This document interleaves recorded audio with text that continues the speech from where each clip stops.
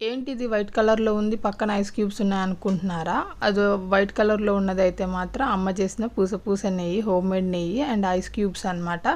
ఇవన్నీ రఫ్ చేస్తుంది. ఒక మాయిశ్చరైజర్ క్రియేట్ అవుతదనమాట. ఇప్పుడు ట్రెండ్ అవుతా ఉంది గదా!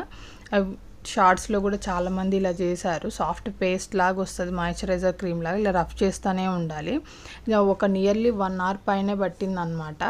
అది ఒక సాఫ్ట్ పేస్ట్‌లా కలర్ కూడా మనకి చేంజ్ అవుతా ఉంది. అండ్ అది రుద్దుతానే ఉండాలన్నమాట. రుద్దుతూనే ఉంటే వాటర్ కూడా వస్తూ ఉంటే ఆ వాటర్ అనేది మనం పక్కన వడపోసుకోవాలన్నమాట. లాస్ట్‌కి పేస్ట్ వచ్చేసరికి చాలా అంటే చాలా మాయిశ్చరీగా ఉంటుంది. హోమ్ మేడ్ న్యాచురల్గా ఉంటుంది. ఎటువంటి కెమికల్స్ ఉండవు. చాలా సాఫ్ట్గా ఉంటుంది.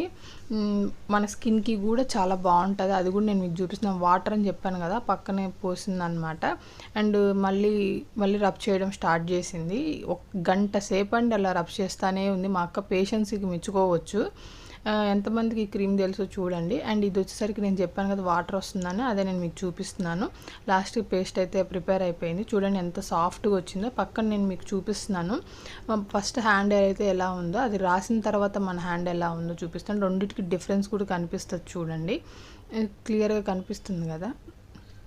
చాలా షైనీగా కూడా ఉంటుంది అండ్ మాయిశ్చర్ అవుతుంది. మన స్కిన్లో వాటర్ కంటెంట్ కూడా చాలా బాగా అనిపిస్తుంది అనమాట. డ్రై అయిపోదు త్వరగా.